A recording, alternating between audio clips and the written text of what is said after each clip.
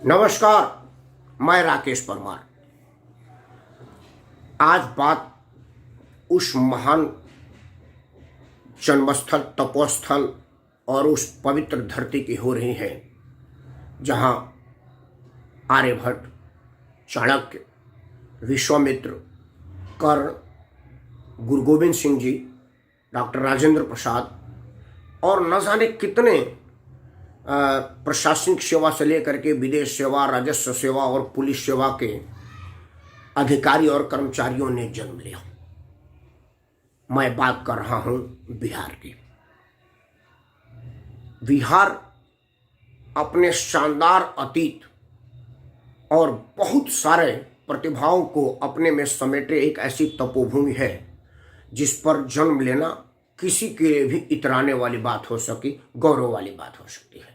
हालांकि मैं बिहार का नहीं हूँ, ये मेरे लिए थोड़ा सा मतलब उस प्राउड से अपने आप को जोड़ने की सौभाग्य में कमी लाता है, लेकिन फिर भी मैं सौभाग्यशाली हूँ क्योंकि मेरे माता जी का जन्म उसी तपोभूमि में हुआ था। हमारे पिताजी के माता जी का भी जन्म उसी तपोभूमि में हुआ था और अब मेरे बच्चों के माता का भी जन्म उसी तपोभूमि में हुआ था। तो इतने सब उस तपोस्थल के लोग हमारे साथ हैं, हमारे रगों में हैं, अब तो हमारे जीवन के साथी के रूप में भी हैं।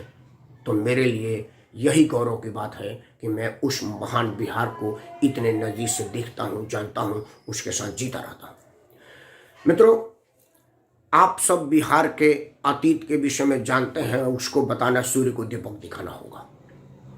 राजेंद्र प्रसाद की बुद्धिमता, कर्ण की दान, गुरु गोविंद सिंह महान, चाणक्य की बुद्धि, ये सब एक से एक है। इन सब में एक दूसरे से तुलना किया ही नहीं जा सकता जितनी शानदार धरोहर हमारे बिहार में थी।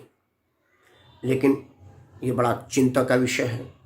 सोचने योग्य बात है कि उस महान तपोस्थल की आज की स्थिति क्या है और ये क्यों उत्पन्न हुआ है। क्यों है और क्यों उत्पन्न हुआ है आप सब जानते हैं। राजनीति की वैमनस्य और जात, धर्म, क्षेत्र, अगली पिछड़ी, अब तो पुरुष और महिला में भी विभाजित हो चुका समाज क्या आगे बढ़ेगा। इस बात की पहचान किया मयंक मधुर ने।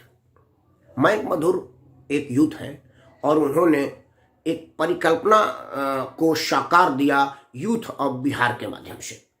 यूथ ऑफ बिहार एक गैर राजनीतिक मंच है जिसका राजनीति से कोई सरोकार नहीं है। ये किसी राजनीतिक दल का प्रचार नहीं करता, किसी राजनीतिक दल का विरोध नहीं करता। ये प्रचार करता है बिहार और बिहारी प्राउड की, उस शानदार अतीत को वर्तमान से जोड़ने की। इसका परिकल्पना है कि आज का युवा उसी सम्मान को प्राप्त करे जो गौतम बुद्ध को प्राप्त हुआ था, जो गौतम ऋषि को प्राप्त हुआ था, जो महान चाणक्य को प्राप्त हुआ था, जो गुरु गोविंद सिंह जी को प्राप्त हुआ था, जो डॉक्टर राजेंद्र प्रसाद को प्राप्त हुआ था और अनेकों अनेक भारतीय प्रशासनिक सेवा से लेकर के विदेश सेवा, राजस्व सेवा और पुलिस सेवा के अधिकारियों को प्राप्त हो रहा है। उसी पीड़ा को समझते हुए मयंक मधुर ने यूथ ऑफ बिहार के माध्यम से लोगों में जन जागरण और जन जागृति के माध्यम से वापस सम्मान को लाने के लिए, उभारने के लिए, आपके उस पहचान को वापस लाने के लिए एक यूथ ऑफ बिहार नाम की संस्था का स्थापना किया। मित्रों, मयंक मधुर का स्थिति आज के तारीख में वही है। हालांकि जो मयंक का उम्र है वो और जो मैं बात कहने जा रहा हूँ वो थोड़ा सा ज़रूर अलग असहज लगेगा। मैं बात कर रहा हूँ महाबली हनुमान जब लंका में जाने के लिए समुद्र किनारे आए तो देखा कि यार ये विशाल समुद्र को लांघा कैसा जाएगा। वो चिंता में बैठे थे। तब जामवंत आए और बोले कि क्यों चुप बैठू बलवाना।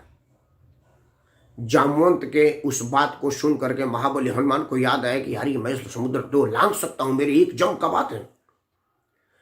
मयंक की उम्र को देखते हुए जामवंत वाली उदाहरण तो ठीक नहीं है, लेकिन मयंक का प्रयास वही है कि उन बिहार के युवाओं में ये बात बताए कि आप उसी महान धरती के पुत्र हो जहां गुरु गोविंद सिंह ने जन्म लिया, जहां कर्ण ने, चाणक्य ने, ऋषि गौतम ने और सिद्धार्थ जो बाद में बुद्ध बने, जिन्होंने दुनिया के संस्कृति को, दुनिया की बुराइयों को शुद्ध करने में अपना जीवन यापन कर दिया, आप वही हो, उसी को प्राप्त कर सकते हो, उसी स्थान पर जा सकते हो। सिर्फ आपको अपने अंदर के वो हीन भावना जो वर्तमान राजनीतिक परिदृश्य में उत्पन्न हुई है उसको हटा देना है और अपने आप को उसी अपने गौरवशाली अतीत से जोड़ देना है।